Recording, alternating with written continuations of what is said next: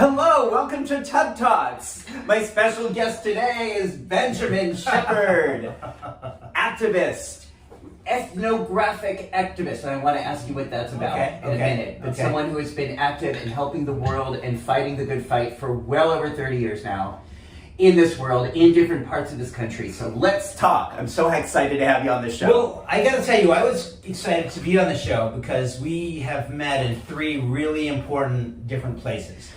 And I want to talk about that, and we can talk about body parts I like, but I like meeting people. Well, let's start with the body parts. Okay. Because I want to know what you like most about your body. I always wanted to have Jimmy Dean's haircut. So like I really liked Jimmy Dean's haircut. So like in Elvis when he got drafted in the army, not that I was happy he got drafted, but I did like the haircut, and I wanted to try and have a Jimmy Dean haircut if I could. So I'm trying to emulate that. Okay, so the haircut might be my. Was that a pompadour? Yeah. So yeah. I mean, somewhere between the Lux Interior with the cramps and Elvis when he was drafted. That's always, or Penelope Houston with the Avengers. A little bit of a buzz cut. Penelope is the coolest singer of all time, right? So I want to look like Penelope if I could. So awesome. Buzz cut. I think it's time for the pompadour to come back. Okay, I'm working it. Yeah. I don't think it's been really popular since Luke Perry left 90210, which is actually a pivotal moment. That's a devastating moment when he drives off. I know. And you're not going to see him again. R.I.P. It's incredible. Luke is no longer.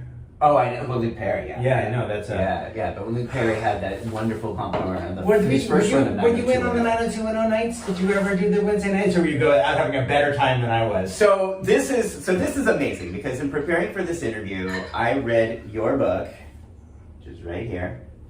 Really interesting book, and I know you have so many stories, but the majority of this is concentrated on San Francisco. Yeah.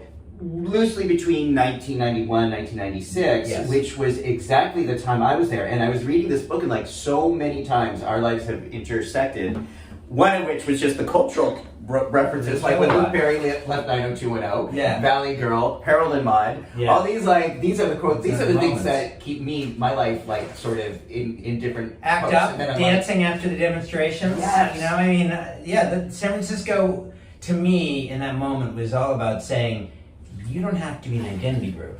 As long as you give a shit enough to fight the AIDS carnage, which is affecting everybody. Yes. And it was fun. It was horrible, but also the AIDS was horrible. The activism was fun. Now, speaking of identity.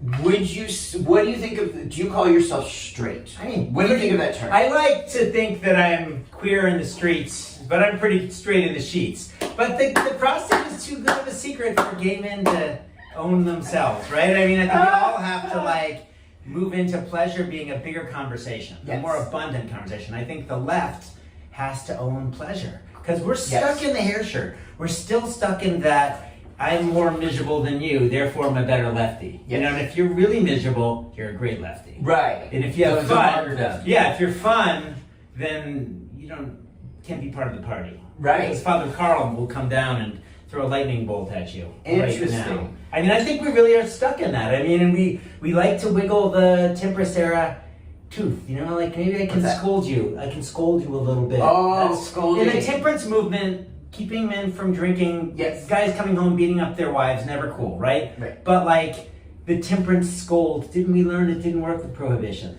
That doesn't work. Right. Tell people don't have sex. Guess what? They're still gonna have sex. Tell people don't do drugs. What are they gonna do? Yeah, they're still gonna. Nancy Reagan. Yeah, that didn't really work out, right? Didn't really work out. Didn't work out for us to cast a different strokes. Doesn't work out for the rest of us. Right. So pleasure activism. So pleasure activism. How do we create a better agenda? Well, let's wait. Agenda. I love queer in the streets, straight in the sheets. Okay. Have you been naked with a dude before? I've had a lot of fun with guys. I mean, have you ever taken a bath with a naked guy before? Absolutely. Okay. I've had sex with guys. It's been, didn't work for me, but at the same time, it was a formative experience and was a lot of fun. And those guys are still incredible friends of mine. Wow. So you were interested in exploring pleasure, finding out what works for you instead of just going with a constricted label of this is what I am or this is what I like. You were willing to find out for yourself. And a few of those guys were pretty compelling.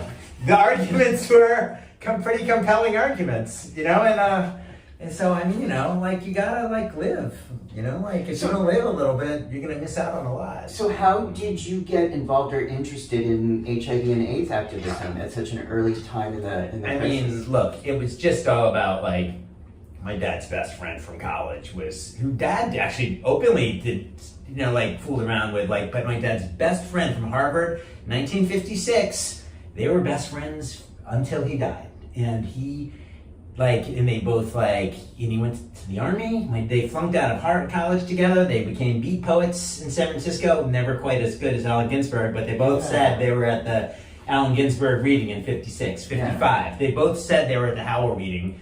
And they embellished, who knows? But they were best friends. They loved each other. They traveled. They went on the road together to Afghanistan. They ate caviar in Iran together. They traveled with my mom, and they're best friends. And when he got sick, and and he always knew. He lived with us for a while when he was divorced from his marriage. And he disappeared. But he disappeared for a while, for days on end. I mean, he hung out in Cambridge together. It wasn't really that complicated in Cambridge to find men. That wasn't that hard. But and he spoke German and was with the Janus Films crowd in the 60s and 50s. And you refer in your book my godfather. Fred. Fred. And Fred. And so Fred's this incredible character. He's still alive with me. He's why I became an AIDS activist. He's the first one that said, if you're going to shoot up, use clean syringes or put them in bleach. Wow. Harm reduction activist. And yet he lost his mind. And when your best friends, somebody you grew up with, loses their mind, it's not that easy. Yes. And so and they're with you. They're still with you in your life. The dialogue, still read his poetry. I still think about Fred. He lost his mind from AIDS. I think he had. I think. And about how old were you when you saw this conversation? 1920, and that was. And I had an incredible conversation with him right before the departure, talking about Borez and going into the labyrinth, and he said, "I'm kind of going in there, a little bit in West Texas." And then he was gone. And I remember the death watch. But this is 91, so it wasn't fast. I mean, it wasn't slow. It was and it's heartbreaking to think about that. And you think about those creative minds that we lost. Sarah talks about this a lot. Sarah Schulman. Yeah, but it's look, when the people that didn't live by the rules pushed it, the Vito Russos, right? The Freddie Mercury, we can talk about that, but for me it was Fred, the creative ones that didn't want to have a career, that wanted to be artists, that wanted to take a different path. I mean, he could have been a professor, and he was a professor, and they said, please publish, and he just, there were other interests, but he was the greatest reader I know. So, and his book is published in Widener. Finally, somebody published it. Some academic press published it. I'll go to Widener Library. There it is. There's his dissertation. He wrote a PhD about a footnote. It's an incredible scholar. Yeah. And gone. And so when people like that disappear, that's hard. I don't have to tell you. It's so. And yet they stick with you. And that was my entry into ACT UP. That was the ashes, the feeling, And so I went with ACT UP and. Yet, unlike college identity, where there was this college activism, where there was this sense that you have to fit into an identity group and a competing oppression to be part of the club. ACT UP was you give a shit about AIDS, you're an ACT UP. Yeah. That was the entry. That was the whole criteria. And we went to Sacramento and threw the ashes of our friends in the State House, and the horses rushed us, and there were drag queens, and we were marching and screaming, and it was not just a demo, it was a dance party, and it was everything. And so there was important anger to it. There was fun and play. The play was the way home. The play was the play. It was afterward. But the demo was pretty serious theatrical affair. I mean, it was. And there was some fascist theater with the horses, and there was us just hanging out, trying to get our point across that people were dying. And this was in Sacramento at this point, in the early 1990s. Yeah, early 90s, 94 or something, Now, in being in San Francisco, I remember in ACT UP there had already been, by the time I moved there in 1990, there had been this splinter between what splintered into ACT UP San Francisco and Golden Gate. And Survive AIDS, whatever Survive AIDS became. There was a lot of division. Yeah. Oh, a lot. How did you figure out which one you wanted to be with, or which one you just friends, just the friends? I mean, which one were you? I actually didn't even navigate between the two of them. I liked ACT UP San Francisco. I mean, and ACT UP Golden Gate were the smart ones, right? I knew, but I couldn't stop finding myself with ACT UP San Francisco because they were also doing some pretty wacky, crazy, interesting stuff too. But so I didn't actually make a hard and fast line. But I think as the years go on, I'm in touch. The people that I'm in touch with are the ones, Hank Wilson and who's R.I.P. but Gadali Braverman and Nadine and some of the people who are in ACT UP Golden Gate who survived AIDS. Yeah. So that's amazing. So this book that you've written covers this era, and I actually wanted to read a quote here that really struck me. Now, my only feedback to you is that the print is really small. That's what everybody says. I was trying to read this in our 50s I know, and I'm 60s. sorry, I'm sorry. Yeah. I went back to the waiting room while he made his diagnosis of gonorrhea before producing a prescription for penicillin. I left back to the pharmacy, and then as an empty horse, feeling as lonely as I had ever felt. This new thing that was sex, the sensation of warm sensuality, quickly became intertwined with an ominous sense of consequences. Was sex always going to exact punishment? I wondered with a cringe, while I had been waiting for the prescription of the pharmacy, something that had been amazing revealed a dark, painful, humiliating quality, a tint of danger and foreboding that was always going to be connected to sex. Now this I read, and it's so amazing to me because I was having, again, as a gay guy, I was having so much the same exact experiences. I just could not articulate it as brilliantly as you do. But it was that idea that we were learning about sex and pleasure as embedded with disease and death at that time. And stigma. Sex is bad. And if you went to the city clinic to get treated for an STI, unless you were really lucky, I got lucky a few times. Yeah. There was a nurse named Linda, I don't know where she is today, but there was a nurse named Linda at the city clinic. It was always really wonderful to me. Yeah. Otherwise, you usually got the stink guy. The stink guy. For having You had fun, you did something wrong, Carrie Nation, we're gonna scold you again. Yeah. Oh, you're a bad person. So you wrote about that experience so brilliantly about how that was for you. Where did you? I mean, so what happened then? It was we went through San Francisco in the '90s. There was those were the. I just think that those moments, the idea of the sex panics, and we were always caught in those sex panics. You know, I lived in Texas, and I think about the kids in Texas now navigating the official policy that says if you fucking get pregnant, you're gonna have to. You're a bad person. Yeah. You know, like because Texas is hot. So what are you doing on Friday night? I know what everybody's doing on Friday night. You are going out, you're finding an open space somewhere, and you're having sex with somebody. That's what people do in Texas, and it is a fun place. Straight, queer, everybody, I know what they're doing on Friday night late, right? And yet, they're waking up on Saturday morning having to deal with the consequences. Right. And it's so painful. I just wish that we could be more open about that people can have a good time and have some harm reduction. So really not much has changed in 30 years. I don't live in Texas. I've lived in New York since 1997. Yeah. But the Texas of Ann Richards that I lived with, it's a different environment. I mean, when I was there, there were Democrats and Republicans, and they were kicking them out, whoever was in power. But it was more anarchistic and pleasure-based and anti-government. Now I feel like my friends who I had bisexual experiences with or danced naked with, they're Republicans now. And it's weird. It's weird. Wow. I just think, I went from high school, I remember dancing to the Age of Aquarius naked on the roof of my house, smoking something. Well, now he's working for a congressman. I'm not going to get into it, but it's like, wow. So personal is not political for some of those folks. In New York, I think we're all about that idea the personal is political. Yeah. And you've got the way you live is really important, but you don't compartmentalize it.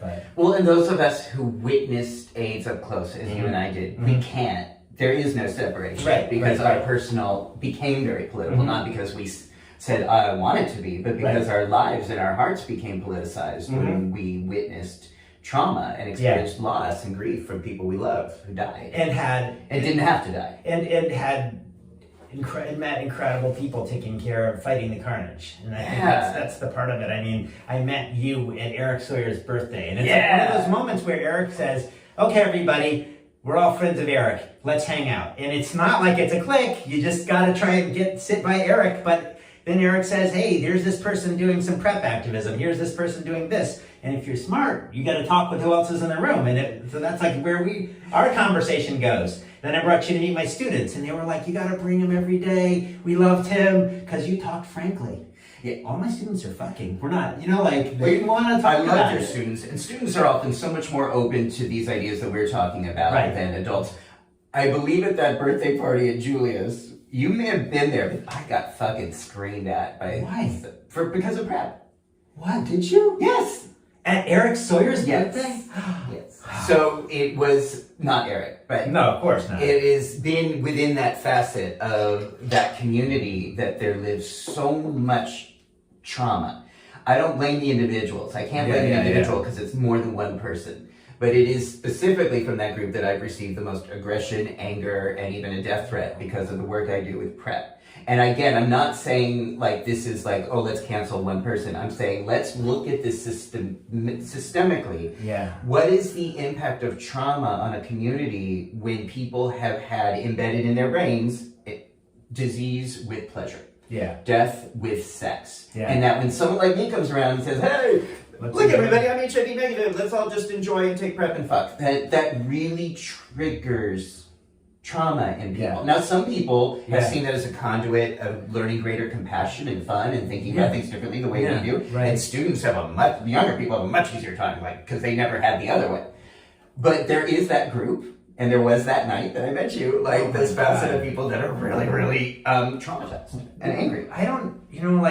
I've taught trauma-informed practice for undergraduate students 3 years in a row, and a lot of the time we're like, I don't know what we're doing. We start the class with a little mindfulness. And it's like, not everybody's gonna just breathe it out, but when we breathe it out, we're less reactive. Yeah. I don't have a solution for why somebody would yell, but it doesn't seem like a dialogue.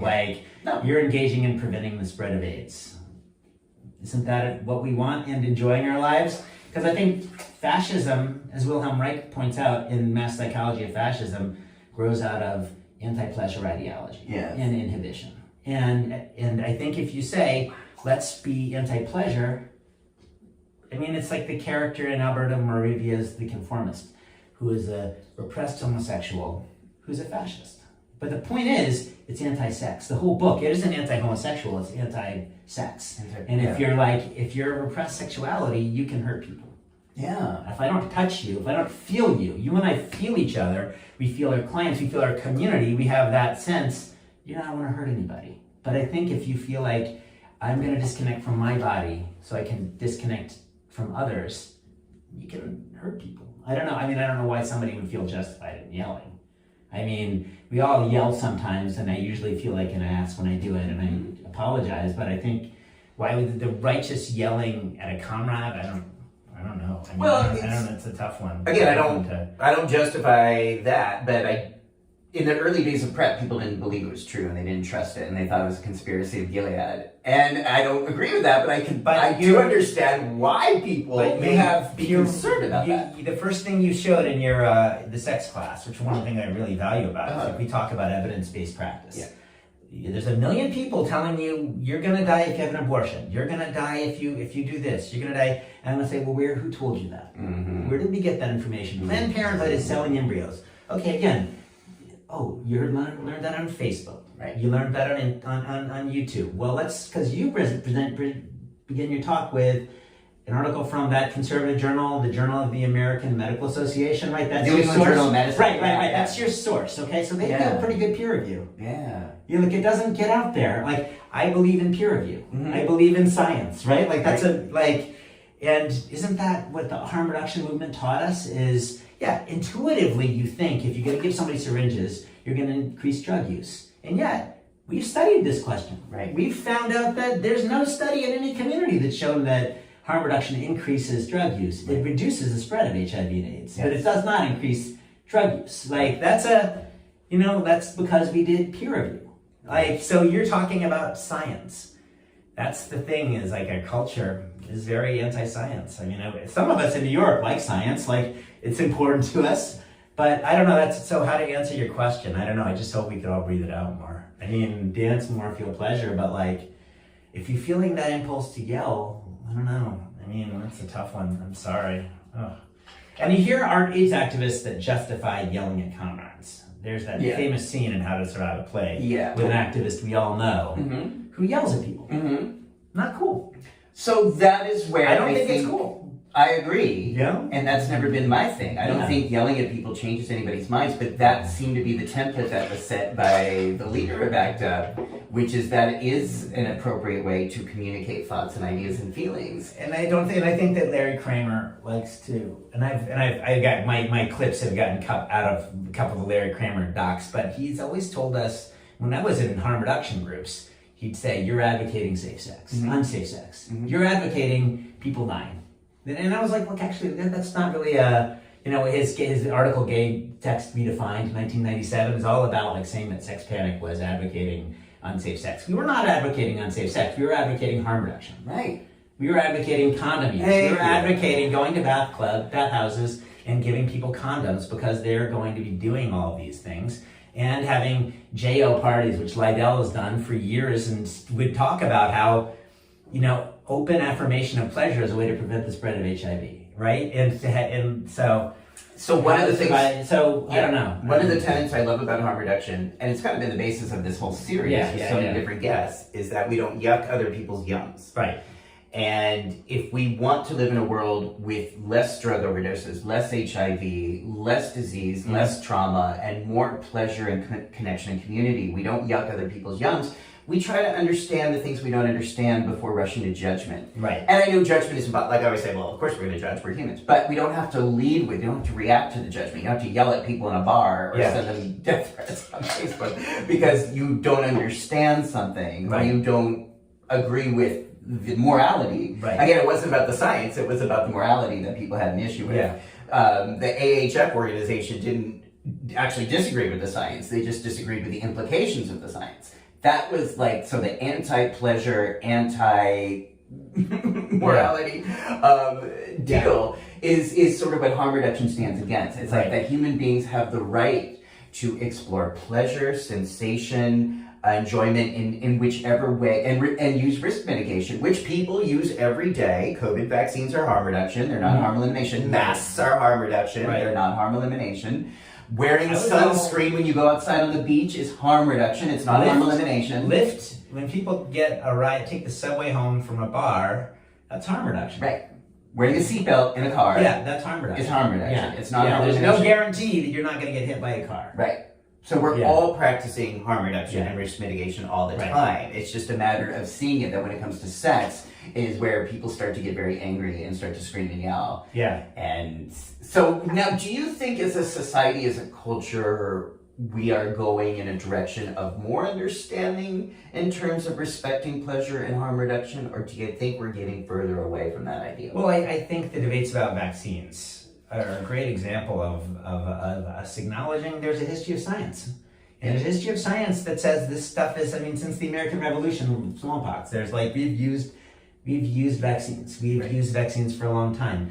I have the polio vaccine. It wasn't a choice, but I'm very glad that somebody made the choice for me to have the polio vaccine. And I would ask anyone who's against vaccines to say, well, how do you feel about polio? Yeah. You can watch Roosevelt eloquently talk about the fear he felt when he lost the use of his limbs, of his legs. That was a scary moment. He would have said, I would have taken a vaccine, right? It was a terrifying moment. So we all benefit from science. And so pleasure is a way, I'm one of the people, we grew up in that generation after the pill, after Roe v. Wade. Whatever's going to happen with our courts now, who knows? But we grew up, I remember that moment in 1986 when I was working in a restaurant with mostly gay guys, all worked at the restaurant. We would go out afterward. I remember the night of Powers versus Hardwick, 85, 86, I forget the date. But I remember that feeling of, oh my God, the government is not our friend. The government can tell us that what we're doing is criminal activity. And again, Bowers versus Hardwick in 86 was based on the government saying that they could sodomy laws are arrest people for fucking home. Sodomy at home, in the privacy of their own home. Yeah, and they use it for prostitutes too. Right. Right. And sodomy is pretty much any penetration. Right. It's anal, oral. Yeah. That's the legal definition of sodomy. So this was the government saying that we can criminalize sex in 1986. Right. And it was, I think, a Kennedy Supreme Court judge that had led the majority in that. I think it could come back. That shit can come back. That's why we have to say pleasure is part of our democracy. Yeah. And our democracy is all about this idea that we have the life, liberty, and the pursuit of happiness. Mm-hmm. And there's the Isaiah Berlin talks about two kinds of freedom, positive and negative freedom. Well, we have to be able to say that our pleasure is not a negative freedom. I am not hurting you by having pleasure. Mm-hmm. You're not hurting me by having pleasure. Mm-hmm. You are not spreading disease by having pleasure. Mm-hmm. You are doing the opposite of that. Yeah. I like to think that I am doing the opposite of that. I want to spread happiness. I want people to feel better about enjoying themselves in a responsible way. So where is the harm? I want to say, we are allowed, the gay liberation movement, and the appeal to me was always the idea that we can have pleasure. That's a legitimate argument. It's a legitimate principle to aim for. And it builds on the prostitution movement, builds on free sex movements. I mean, there's free radicals. There's been movements for a long time that said people should be allowed to enjoy themselves. And yet, we don't defend that. We don't. So you were saying earlier that on the left, so on the right, we know what's going on with all the crazy anti-science stuff. But even on the left, there is this brick wall when it comes to adamantly defending and celebrating joy and fun and pleasure and play. I mean, Adrienne Marie Brown, I will say, there are people like Adrienne Marie Brown who has her pleasure activist thesis. And that's actually borrowing the thesis from Keith Kyler. I think she's pretty open about that. Keith Kyler from Housing Works, who talked about, I'm a pleasure activist.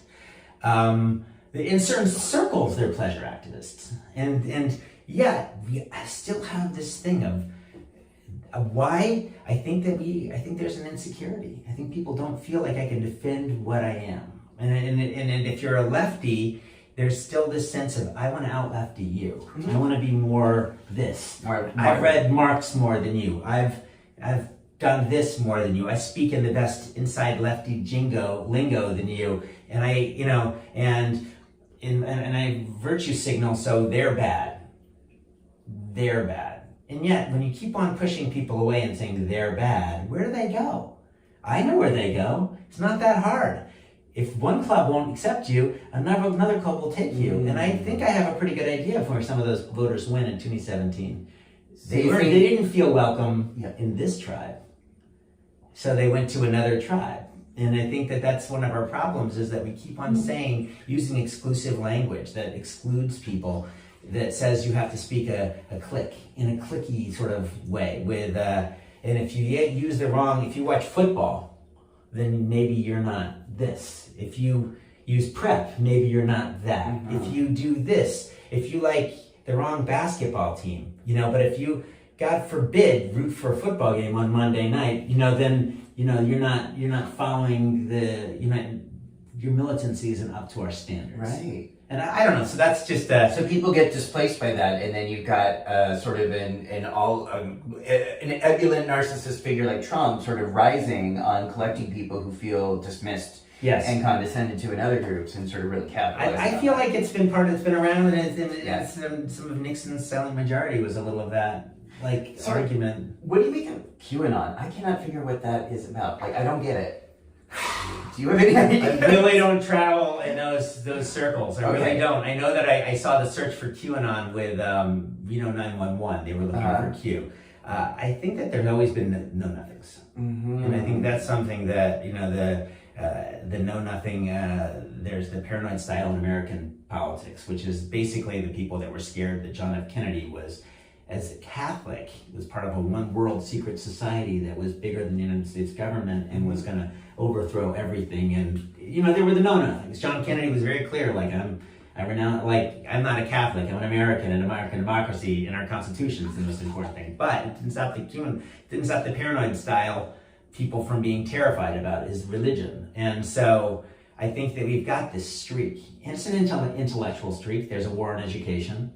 And as an educator, it's really important that we fight for public funds so that our students can have education as workforce development, and as well as critical thinking, information literacy. Information literacy is how we beat through all this stuff. Why do you think there's a growing resistance to that? I mean, look, my kid and I were riding home from Red Hook yesterday, and they said, very happily, they said, let's go to the library because I want to update my library card. And I said, let's go by. That sounds good. What parent doesn't want a kid to say, let's update their library card? So we go there, and of course it's Sunday. So you think the library's open? Not open. Why? Because the first thing, if there's ever a budget cut, what's the first thing that's going to happen? Libraries. Libraries, right? Wow. I mean, talk to Gail Rubin about Gail Rubin's investigation of like the lesbian periodicals, lesbian novels, right? Gail Rubin was hanging out, going through the library card catalog, meeting other lesbians in the library, right? Like, it's a subversive thing, this thing, knowledge, right? Like, you could get in some trouble if you have enough of that knowledge. But it's also like, we need more nerd kids going to the library and looking through the card catalogs and finding things. So I just think we have a war on education. Wow. Information literacy, I think, will help us, make sense of this stuff. It's like, I tell all my students, my charge for you in the sex class is be a sex researcher. We need the new Kinsey. Create a better data set, a bigger data set, more information. Get more data, get more statistics involved, and why are people not talking about sex? Blah blah. Do some qualitative studies, some ethnographies. The ethnographies told us why were people having unsafe sex. Everybody, of course, says, I'm having safe sex, you're having safe sex. Everybody would say they're having unsafe sex, except everybody I know isn't having safe. But, quote, whatever the definition is, use a condom every time, right? And so this ethnographer, Rolf Halton, is like, I'm going to bathhouses. Everybody I know in the bathhouse, they aren't wearing condoms. So there's this gap between the official knowledge and his practice knowledge. And he was a researcher, so he was able to articulate that. Right. But I think we need more sex research. I think we need more information literacy around this stuff. This is my sermon. I love that. I don't want to sermonize. I love that. I don't want to sermonize on your podcast, but It's a show. Yeah. Because Okay. And no, this is why I want you here. These ideas are so important. They're so necessary. Let's say Eric Adams comes to you and says, Ben, I love your experience. I love your attitude. I love your perspective. I want to have you as part of my team, and I want you to help me make the city healthier and better and run better. What would be the first few things you would tell him? This is what I want to do. First, I would expand overdose prevention. There's some good harm reduction activists, and they're working with the Department of Health in the city. And I think that overdose prevention is something we have to invest in, right? Say more about that. I think we've got the tools. We've got naloxone, we've got Narcan, we've got the tools to prevent overdose. Narcan, yeah. Yes. And so we can prevent overdoses. Yes. And so harm reduction.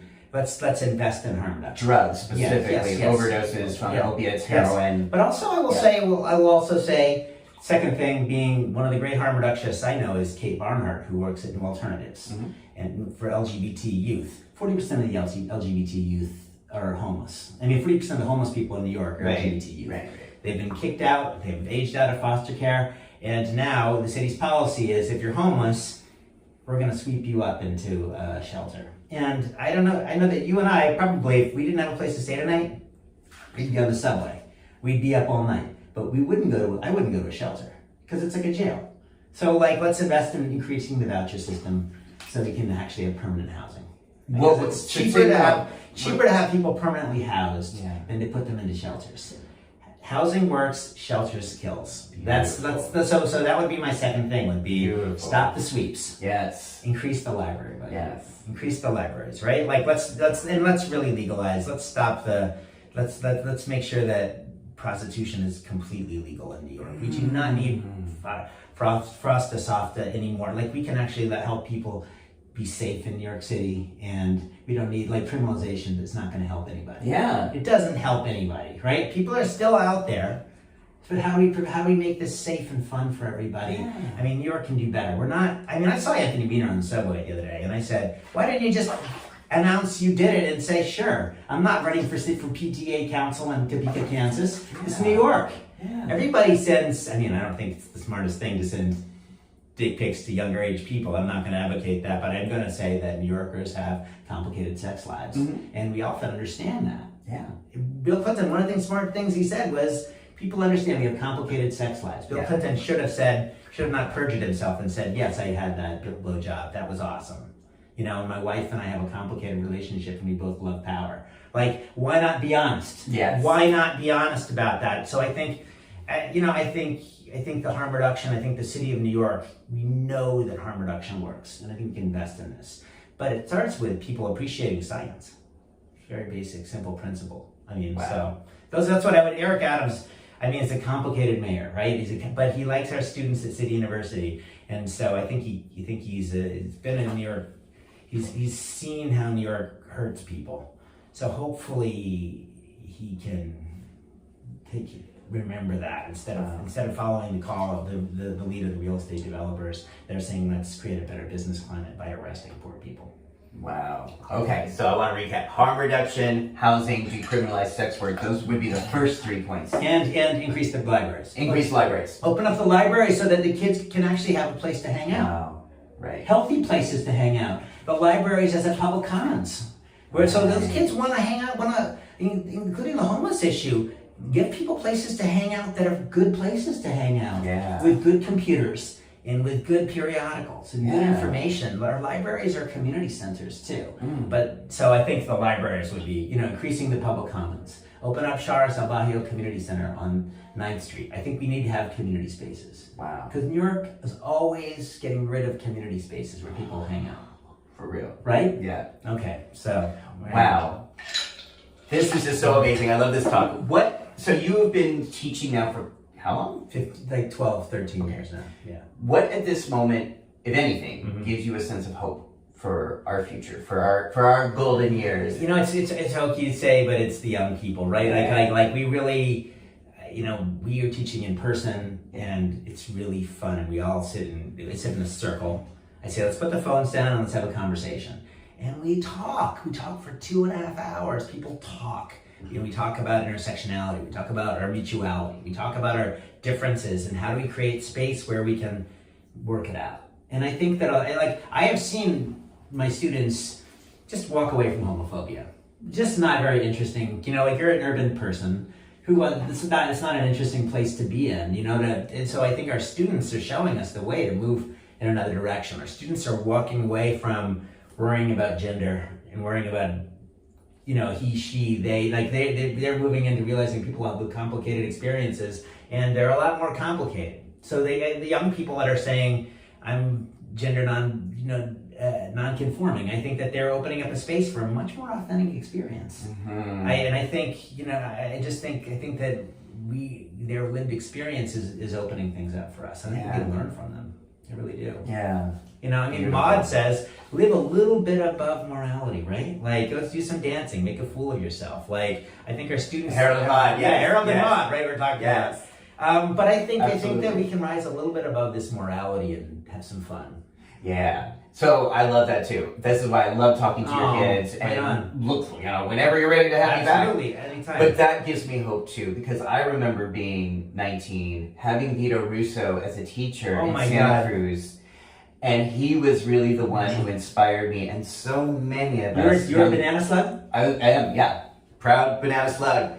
Go mighty slugs. Yeah. And Vito Russo came to us in January of 1990. He did the film talk. Under the guise of the celluloid closet. Yeah. And we learned about films and all that. But inevitably, the technical stuff wouldn't work. So we'd be sitting there in the dark waiting for a clip to start. And to fill in the time gaps, Vito would just share anecdotes about his life, about ACT UP, about New York, about his lovers, about AIDS, about gay life in the 70s. And the very last thing he said to us on the very last day of class in March of 1990, oh my God, he said, I wish I hadn't wasted so much time bullshitting at cocktail parties. Yeah. I can hear him say that in my mind as clear as you right now. Wasting my time. He went back to New York after that, and he died a few months later. And it occurred to me after that, okay, so why did this amazing person want to spend the last few months of his life talking to college kids in Santa Cruz, California about movies? And then I was like, wait, no, he wasn't doing that. He was really creating a classroom, an environment, nurturing us to go out there, act up, fight back, create change, talk about pleasure, talk about connection, and not waste time bullshitting about cocktail parties. Talk about movies. Yeah. And that's where I really got the bug and have been doing this now for 33 years, whatever, is like working or volunteering somewhere, somehow in HIV prevention. Right on. Is to do that and carry Vito's legacy, not to mention all the friends who were dying around that time as well in San Francisco. All the but friends. That is why I also feel hopeful, because I know as a 19-year-old what a difference it can make to know someone and to have an experience in a classroom that can transform your life. And I know you are providing that today for so many tools people. for transgression, right? I mean, it's bell hooks, like, but also it's the friendship, the practice in friendship. I mean, Vito's, everybody cheering, "We love you, Vito," from Larry's apartment. It is ACT UP cheered for Larry, for Vito, as Vito sat in Larry's apartment. I mean, that's the friendship part, the city of friends. New York can always be that city of friends. And I think that's like one of the reasons we know each other. Like, we're part of that city of friends. So let's keep building that. I appreciate that. Big love. And you said the other way we know that the third way, our intersection is, speaking of friendship, is our dear friend Timothy. Tim, we love you, Send Tim. you wellness. We love Tim. Wish you well. We have a very dear friend who's struggling, and I You know need some you just wrote a blog research. entry. You need some research on ALS. ALS. Just You very need to briefly stop. tell. Well, Tim is this. So, like, I was visiting Tim on Sunday and in the hospital, and I don't want to disclose too much, but the nurse said to me, "So, how do you know Tim?" And I said, "Oh, Tim, I've known him for 25 years." And she said, "Really?" And I said, "Tim is one of the small group of people I met my first month in town at ACT UP meetings, at Sex Panic meetings, and he was always up for a laugh or an action. Did legal aid support for us, like went to DC when he got arrested fighting for the Affordable Care Act, fighting for Kavanaugh. I thought, and Tim Against Kavanaugh. Against Kavanaugh. Not for Kavanaugh, fighting against Kavanaugh. Against Kavanaugh. But Tim, I remember, and so we see a bunch of DACA students that are screaming, and Tim screams, "We love you," as they're doing an action. So here's this intersectional activist that sees we're all part of this movement. And he's this AIDS activist for all these years that, I mean, like, was going to actions all the way until his body was starting to slow down. And I think right in slowly the ALS is robs him of some of his mobility and his ability to speak. And yet we still laugh. We still see the smile and the twinkle in each other's eyes. But it is hard. I mean, it is heartbreaking to bear witness. Yeah. You know, I mean, and it's these things teach us the mysteries, right? Like just like AIDS took us into the labyrinth, right? Like took Vito into something much bigger than himself, like ALS. It's still like, we need more science. We need science. We need and we science. need people working in that who also are focused on compassion and quality of life. Yeah, I mean, I will say, like, final thing, like Ivory Aker, like, is this incredible AIDS activist whose show is at the Whitney right now, and Ivory's all about, like, hey, how have AIDS activists helped to remind us about women and research for women with HIV, taught us a little bit about how to deal with a pandemic, about harm reduction in a pandemic, how to do research in a pandemic. So I just also, like, and Tim was at the Whitney protesting because a story about David Wojnarowicz, his show a few years ago, and Tim was saying AIDS isn't over. And I think that AIDS isn't over. As we finish this conversation, let's just, like, this isn't over. We still have some work to do. A lot of work to do, and a lot of love to give, and a lot of pleasure to experience. Right on. So let's keep doing it. Thank you. Let's keep talking about it in the bathtub. Talk about this with your friends around in your bathtubs or your dinner tables or wherever you are where you talk with your friends. Have these conversations. What does it mean to live with purpose, with pleasure, with community, with amazing friends? And how do we continue to fight these fights and fight the good fight? Act up. I'm glad to be here with you, Ben. Thank you. Thank you. Thanks for watching, everybody. Subscribe down below. Follow Ben down below. And keep bathing. Keep talking. Thanks. Okay. Bye-bye.